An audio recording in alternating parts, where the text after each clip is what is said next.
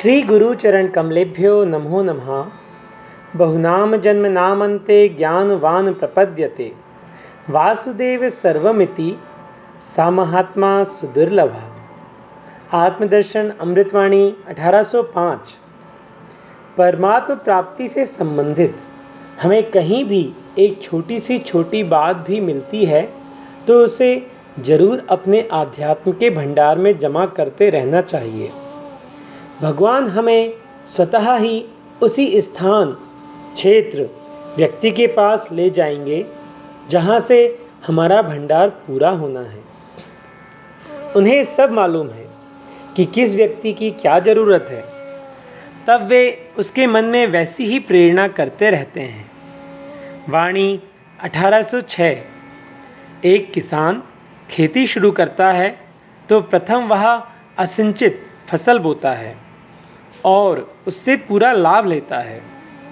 तब आगे कुआं, नहर आदि से सिंचाई की व्यवस्था, खाद आदि का भरपूर प्रयोग करता है। तब उसे और भी अच्छी फसल मिलती है। जबकि एक योगी प्रथम चरण में बहुत साधु सेवा, सत्संग, तीर्थ, दान, पुण्य आदि करता है। तत्पश्चात एक जगह चुप होकर बैठ जाता है। हाँ, उसे राम रूपी रत्न की प्राप्ति हो जाती है। तब उसे आगे कहीं भटकना नहीं पड़ता। केवल एक जगह बैठकर शांति से चुप होकर उसकी सुरक्षा करनी पड़ती है। वाणी 1807। जब तक खिचड़ी पकती नहीं है तभी तक उसमें आवाज़ आती है। जब तक घी में छाछ है तब तक उससे आवाज़ आती है। जब वह पूरी तरह पक जाता है तब शांत हो जाता है। इसी तरह जब तक योगी संतों का जरा भी संशय शेष है तभी तक वे इधर उधर भटकते हैं। संशय समाप्त होने पर, ज्ञान ज्योति के उदय होने पर वे स्थिर हो जाते हैं। वाणी 1808। जब तक थोड़ी बहुत भी संशय मन में बना हुआ है तब तक व्यक्ति पूर्ण अहिंसक नहीं हो सकता। उससे कहीं ना कहीं कोई भूल होती ही रहेगी। पर जहाँ संशय भ्रम दूर हुआ वहाँ तो पूर्ण शुद्धता आ ही जाएगी। और यह सब होगा सद्गुरु के मिलने पर, क्योंकि सद्गुरु ही एक ऐसे हैं जो औपचारिकता से दूर होते हैं, क्योंकि दिखावटीपन में मार्ग भ्रमित हो जाता है। वाणी 1809। दृढ़ लक्ष्य वाला व्यक्ति कभी लौकिक प्रपंच में नहीं पड़ सकता, क्योंकि वहाँ बड़ा खतरा है।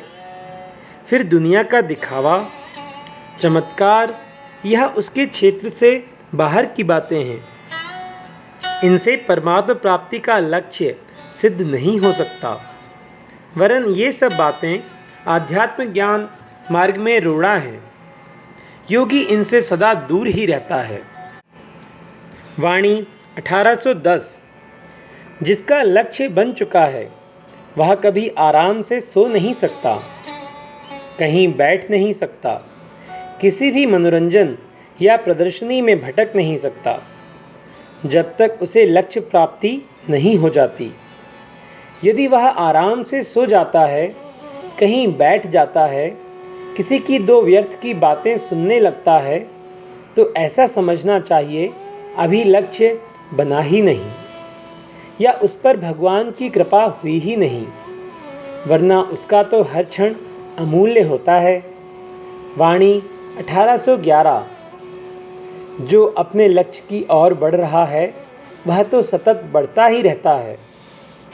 ऐसा नहीं होता कि खेत में जुताई के समय किसान इधर उधर जाकर गप्पे मारता रहे या कहीं सोता रहे।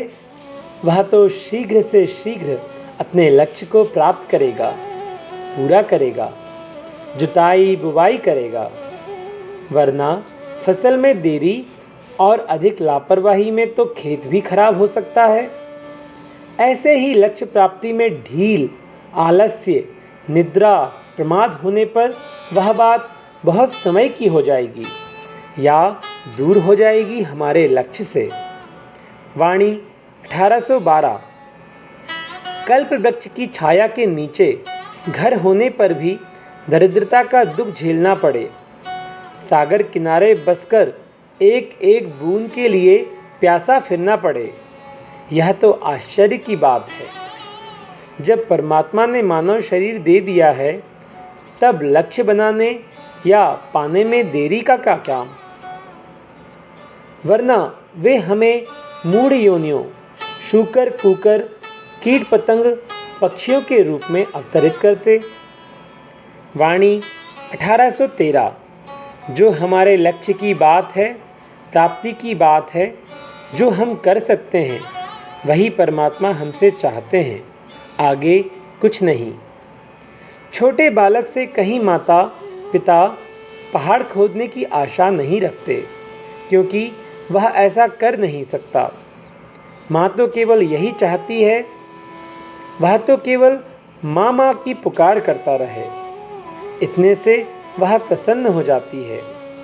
और बेटा इतना कर ही सकता है, आगे की बात उसके बस की नहीं। वाणी 1814। मानव जीवन तो केवल परमात्मा प्राप्ति के लिए ही मिला है और आगे का इसका कोई कार्य है नहीं। हाँ, विज्ञान ने इतनी तरक्की कर ली तो सारे विश्व को समाप्त करने का साधन भी तैयार कर लिया। चाहे जितने आविष्कार होते जाएं, सब में खतरा ही खतरा है। मशीन के साथ होते हुए भी इंसान अपने प्राणों की बाजी लगाए रहता है। कभी कुछ हो सकता है और हो भी जाता है।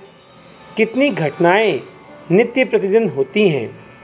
तार बेतार से किसी की 13वीं पर 10 दिन पहले से रोना शुरू हो जाता है। फिर जितने साधन, जितनी समस्याएं, कहीं शांति नहीं। वाणी 1815। माँ बेटे के लिए ना जाने कितना कष्ट सह लेती है, फिर भी उसे किसी भी तरह से दुखी नहीं होने देती। उसका सुख तो बच्चे के खुश रहने में ही है। पृथ्वी की सारी वन संपदा, खनिज संपदा सब व्यक्ति के सुख और आराम के लिए ही है। पृथ्वी इसकी सुरक्षा के लिए क्या क्या कष्ट नहीं सह लेती, पर वह तो समस्त प्राणियों को अपने में संभाले हुए है, चाहे वह अच्छा हो चाहे बुरा। ऐसा ही महान पुरुषों का स्वभाव होता है। वे दूसरे के सुख के लिए, आराम के लिए अपने सुख आराम को त्याग देते हैं। श्री गुरु चरण कमलेभ्यो नमो नमः। सभी को दंडवत प्रणाम।